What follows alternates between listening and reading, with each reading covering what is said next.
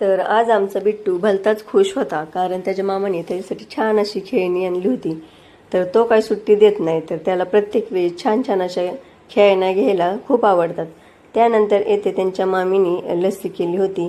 तर ही आहे त्यांची मामीसुद्धा आणि आत्यासुद्धा. तर सांगा पाहू आमचं हे नातं कोणतं आहे. तर मस्तपैकी येथे सर्वांनी छान असं लस्सी घेतली. तर मग आज आमची सुट्टी संपली होती, तर त्यामुळे मलाही आज घरी यायचं होतं. तर त्यामुळे आईने मस्त असा आज शेवटचा चहा करून दिला आणि मुलांनाही भूक लागली होती. मग मस्त असं त्यांनाही छान बिस्किट दिलं. त्यानंतर घड्याळात पाहिले तर 6 वाजले होते.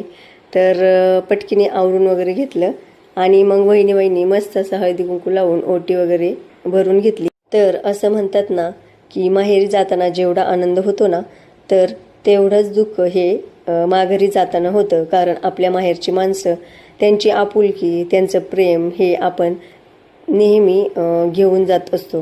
तर असं काहीसं माझ्या बाबतीतही होतं. तर येथे आता आमचा बिट्टू रुसून बसला होता, कारण त्याला माझ्याबरोबर यायचं होतं. तर मग तो तर माझ्या आधी माझ्या पुढे जाऊन थांबला होता, कारण त्याला वाटलंच की आत्या मला काही नेणार नाही. तर मग मी माझं आवरलं आणि बॅग घेऊन बाहेर आले. तर पाहते तर बिट्टू माझ्या आधी छानपैकी गाडीवर जाऊन बसला होता. तर आम्ही निघालो. तर त्यालाही म्हटलं चला आता रडवण्यापेक्षा घेऊनच जावे, कारण आमचे घर तसंही काही लांब नाही आहे. 5 मिनिटाच्या अंतरावरच आमचं सासर आणि माहेर हे घर असल्यामुळे काही प्रश्नच नव्हता. तर मग मस्तपैकी मी बिट्टूला घेऊन घरी आले.